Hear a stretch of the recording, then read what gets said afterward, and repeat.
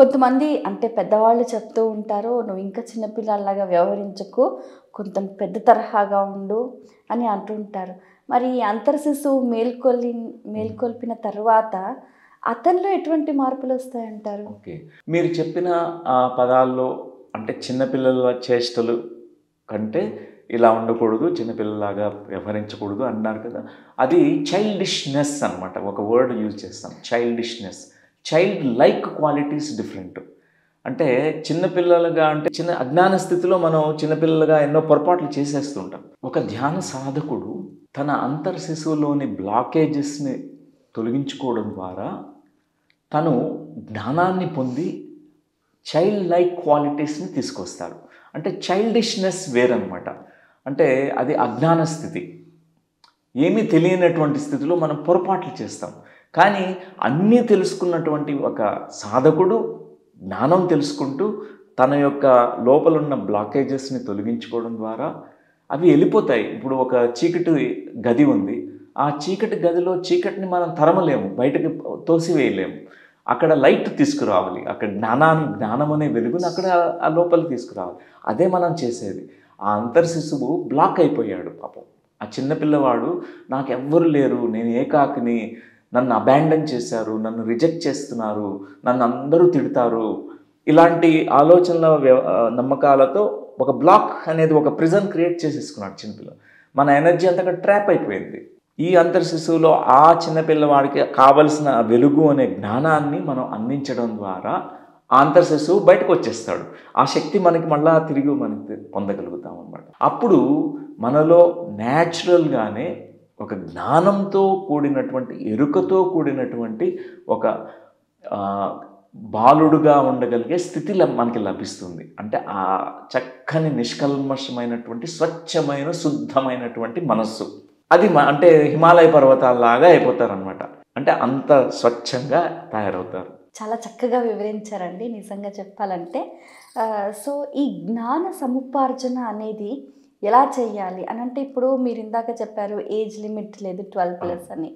Okay, మనం ఇందులో వెళ్ళాలి, చదువుకోవాలి, తెలుసుకోవాలి, దీనివల్ల ప్రయోజనాలు ఏమిటి అనే చాలా రకాల సందేహాలు ఉంటాయి. దానికి మీరేం చెప్తారు? అంటే ఏజ్ లిమిట్లు ఏమీ లేదు. అంటే చిన్నపిల్లవాళ్ళకు కూడా ఉంది యూనివర్సిటీలో బాలమైత్రేయాలు, టీనేజర్స్ కూడా ఉంది టీనేజ్ బుద్ధాస్ అనే ప్రోగ్రాము. అలా ప్రతి ఒక్కళ్ళకి ఉపయోగపడే విధంగా ఇక్కడ కోర్సెస్ని డిజైన్ చేయడం అనేది జరిగింది. అంటే బ్రహ్మ జ్ఞానం కోరుకునేది ఎవరైనా సరే, ఇప్పుడు అందరికంటే చాలా చిన్న వయసులోనే ప్రహ్లాదుడు బ్రహ్మజ్ఞానాన్ని పొందారు. ధ్రువుడు, అలాంటి ఎగ్జాంపుల్స్ మన భారతదేశంలో ఎన్నో ఉన్నాయి.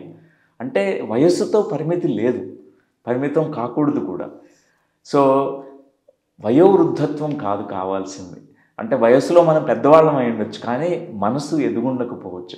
కానీ బాలస్థితిలో కూడా కొంతమంది బాలుల్లో అంత నేర్చుకోవాలనే ఒక జిజ్ఞాస వాళ్ళలో ఉందనుకోండి, అదే అర్హత. సో ఇక్కడ అందరికీ ఉపయోగపడే, ఇప్పుడు వ్యవసాయం చేసుకునే రైతులు, ఉమెన్, రూరల్ విలేజెస్, వాళ్ళకు కూడా ఈ ప్రోగ్రామ్స్ చక్కగా ఉపయోగపడే విధంగా మనకి డిజైన్ చేసుకున్నాం కూడా. ఆల్రెడీ వాళ్ళకి మనం ఇవ్వడం జరిగింది.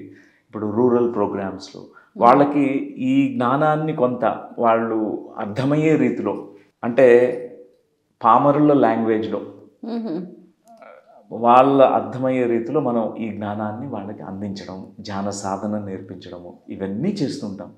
సో ఈ విశ్వవిద్యాలయంలో అందరికీ ప్రవేశం ఉన్నట్టే. అందరికీ అన్ని రకాల విద్యని కూడా అందుబాటులో ఉంచుతున్నారు. అవును.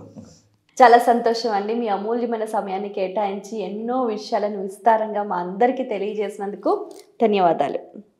Thank you. సో ఫ్రెండ్స్, వీక్షించారు కదండి, ఇది ఇవాల్టి మన కార్యక్రమం బ్రహ్మజ్ఞాన పీఠము. మరి ప్రతి ఒక్కరూ కూడా ఈ అద్భుతమైన జ్ఞానాన్ని తప్పనిసరిగా పొందాలి. మరి డాక్టర్ న్యూటన్ గారు ఎంతో చక్కగా వివరించారు.